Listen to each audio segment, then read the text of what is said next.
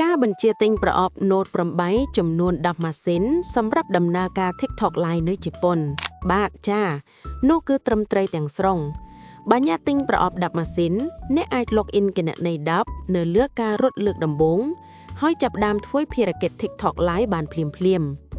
ពេលយុទ្ធនាការបញ្ចប់អ្នកអាច reset ឧបករណ៍ទាំងអស់ហើយធ្វើឲ្យវាមើលទៅដូចជាថ្មីទាំងស្រុងវិញពេលទិញប្រអប់ពួកយើងផ្ដល់ឧបករណ៍ពិសេសមួយដែលអាច reset និងដំឡើងប្រព័ន្ធឡើងវិញដូចជាការដំឡើង ROM ថ្មីលើទូរស័ព្ទបន្ទាប់ពី reset អ្នកអាច log in គណនីថ្មីចំនួន10ហើយបន្តដំណើរការឡើងវិញបាន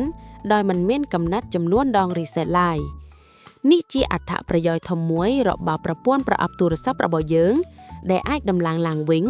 ប្រើឡើងវិញទូរស័ព្ទជាច្រើនម៉ាស៊ីននិងគ្រប់គ្រងការប្រើប្រាស់ជាក្រុមបានយ៉ាងរលូនបើអ្នកមានចំណាប់អារម្មណ៍ចង់ទិញប្រព័ន្ធប្រអប់ទូរស័ព្ទអ្នកអាចតាក់ទងមកខ្ញុំដោយផ្ទាល់ខ្ញុំនឹងផ្ដល់ការប្រឹក្សានិងគាំទ្រយ៉ាងពេញលេញ